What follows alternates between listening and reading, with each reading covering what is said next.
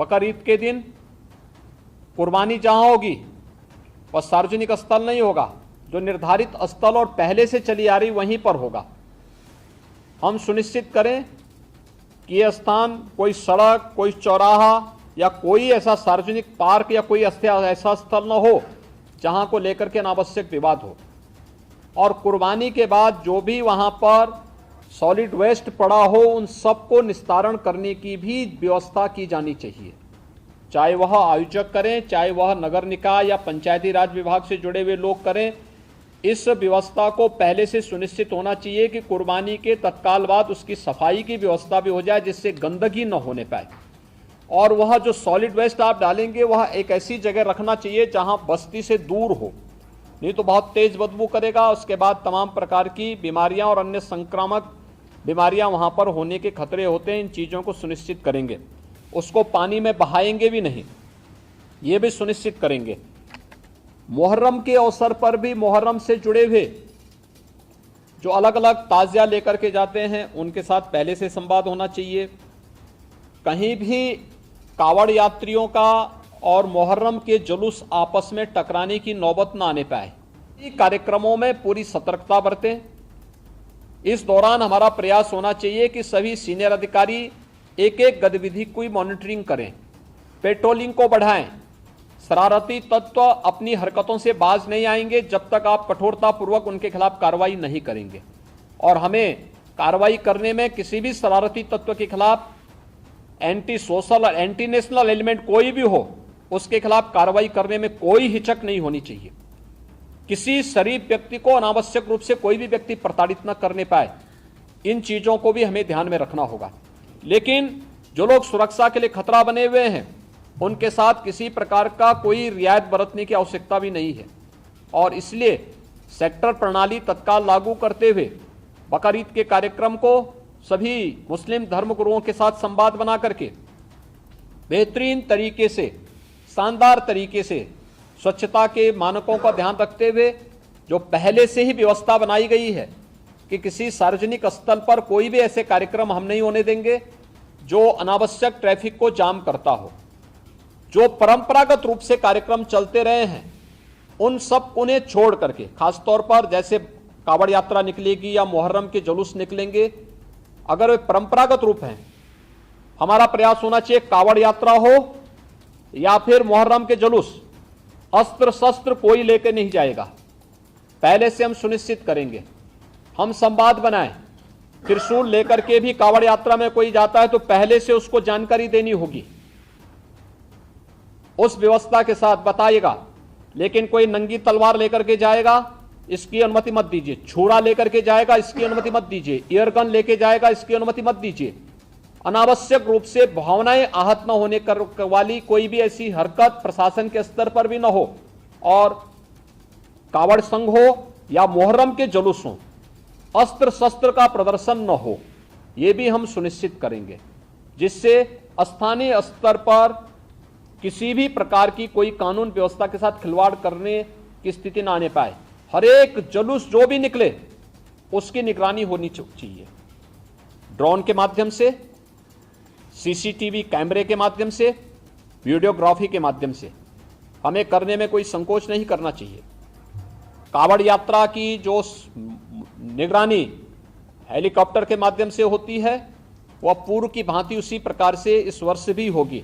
हमें उसकी समीक्षा भी करनी चाहिए और जब भी उसकी आवश्यकता पड़ती है तो उसके अनुसार हम शासन से उसकी परमिशन लेकर के, शासन से उसकी व्यवस्था लेकर के वह भी सुनिश्चित करेंगे। डीजे एक निश्चित वॉल्यूम में ही बजना चाहिए और संवाद बना करके हम इस बात को सुनिश्चित करेंगे। हम प्रतिबंधित नहीं करेंगे, लेकिन उसको संवाद बना करके एक निश्चित वॉल्यूम में बजाने की परमिशन देंगे। और उसमें केवल अगर कावड़ यात्री हैं तो कावड़ यात्री इस बात को सुनिश्चित करेंगे कि वे उसमें केवल भगवान शिव से जुड़े हुए भजन ही बजाएंगे। कोई ऐसा फिल्मी गाना नहीं बजाएंगे जिसके कारण अनावश्यक रूप से माहौल खराब होता हो और धार्मिक भावनाएं एक सामान्य भक्त की आहत होती हो। ये भी हमें कावड़ यात्रियों से पहले से ही संवाद बना करके उनसे आग्रह करना चाहिए। ऐसे ही मुहर्रम के जुलूस में भी वे लोग डीजे बजाएंगे, हम सुनिश्चित करें उसकी वॉल्यूम को कंट्रोल करें। अनावश्यक रूप से ढोल और ताशा बजा करके शोरगुल उतना न बचाएं जो कान फोड़ू हो जाए, और कान फोड़ू व्यवस्था को हमें रोकना पड़ेगा, हर हाल में रोकना पड़ेगा। अस्त्र शस्त्र का अनावश्यक प्रदर्शन नहीं करेगा कोई, और हरेक जितने भी ऐसे लोग होंगे जो जुलूस का नेतृत्व करेंगे, उनसे लिखित एफिडेविट भी आप लोग ले लेंगे स्थानीय स्तर पर पहले से व्यवस्था बना करके। तो पर्व और त्योहार में कोई खलल डालने का प्रयास नहीं करेगा, उसके नाम पर शांति भंग करने का दुस्साहस भी कोई नहीं करेगा। जिस दिन महाशिवरात्रि का आयोजन होगा, अयोध्या का सावन मेला भी है, नाग पंचमी का भी पर्व पड़ेगा, के बीच में मुहर्रम भी है, रक्षाबंधन का आयोजन भी इस दौरान है, और श्रावण पूर्णिमा, सारे कार्यक्रम पड़ेंगे। और 15 अगस्त को स्वतंत्रता दिवस का कार्यक्रम भी होगा। जो शासन की जिम्मेदारी बनती है वहां पर सुविधा देना और सुरक्षा का बेहतर माहौल देना। यदि शांति को भंग करने वाली व्यवस्था, कोई भी ऐसा बयान नहीं देंगे, कोई भी ऐसा कार्य नहीं करेंगे जिससे शांति व्यवस्था भंग होती हो, या किसी जाति, मत, मजहब, वर्ग, संप्रदाय या किसी भी अन्य उसकी भावनाएं आहत होती हैं, कोई भी इस प्रकार की बयानबाजी न हो। बकरीद के लिए मुस्लिम धर्मगुरुओं के साथ सुरक्षा के प्रति अत्यंत सतर्क रहना पड़ेगा, पेट्रोलिंग बढ़ाना पड़ेगा, सोशल मीडिया पे नजर रखनी पड़ेगी, और कोई भी व्यक्ति भड़काऊ बयान देता है या कोई भी ऐसी बयानबाजी करता है जो सुरक्षा के लिए या किसी समुदाय की भावनाओं को आहत करके उसे भड़काने की कार्रवाई कर रहा है, तो हमें कार्रवाई करने से हिचकना नहीं चाहिए, और बहुत सख्त कार्रवाई उन स्थितियों में हमें करनी चाहिए। मीट मछली कावड़ यात्रा की रूट पर न हो, अच्छा होगा। अनावश्यक उसके कारण उत्तेजना पैदा हो सकती है, या उस रूट पर कोई ऐसा कार्य न होने पाए, क्योंकि कभी कभी लोग शरारतन कर देते हैं कि उस रूट पर ही किसी प्रतिबंधित पशु को मार करके फेंक देते हैं, जिससे वे लोग उत्तेजित हो सकें, क्योंकि जो शरारती तत्व हैं वो हर प्रकार का संभव प्रयास करेंगे। हमें उसके प्रति सतर्कता बरतनी चाहिए। और स्वतंत्रता दिवस के कार्यक्रम के लिए जो भी आयोजन हर जनपद के लिए, हर विद्यालय के लिए, हर ग्राम पंचायत के लिए हमारा प्रयास होना चाहिए कि ग्राम पंचायत के सचिवालय में भी स्वतंत्रता दिवस के दिन भारत का राष्ट्र झंडा फहराया जाए। नगर निकायों में होना चाहिए, हर नगर निकाय के अंदर अच्छा आयोजन होना चाहिए, सांस्कृतिक कार्यक्रम होना चाहिए, राष्ट्रभक्ति के गीतों को बुलाए का वहां पर कार्यक्रम हो, स्वतंत्रता संग्राम सेनानियों को।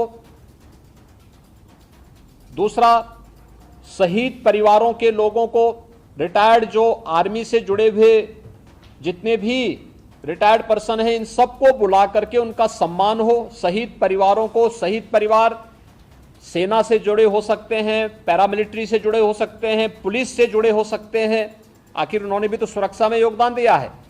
उन लोगों के सम्मान का कार्यक्रम होना चाहिए, हर एक जगह होना चाहिए। स्थानीय स्तर पर हो सकता है आजादी की लड़ाई के दौरान बहुत सारे ऐसे योद्धा रहे होंगे जो इतिहास के पन्नों में गुम हो गए होंगे, अज्ञात होंगे, लेकिन लोकल स्तर पर उनका गायन होता है। लोकल स्तर पर लोग लोक कथा के माध्यम से, लोक परंपरा के माध्यम से उनका श्रवण करते हैं। अच्छा होगा उन ग्राम पंचायतों में उनकी तस्वीर है तो उस तस्वीर के साथ हम वहां पे उन्हें इस अवसर पर श्रद्धांजलि देने का कार्य करें, उन्हें नमन करने का कार्य करें। तिरंगा हो, राष्ट्रगान, उन सभी गांवों में प्रयास हो कि ग्राम पंचायतें राष्ट्रगान उस अवसर पर वहां पर उसे आयोजित करें।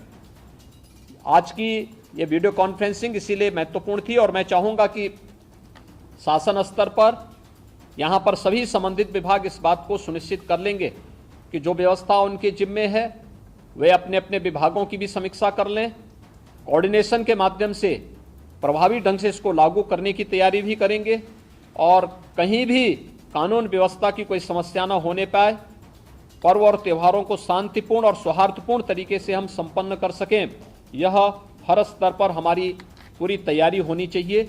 यही मुझे इस अवसर पर आप सबको कहना था। बहुत बहुत धन्यवाद जी।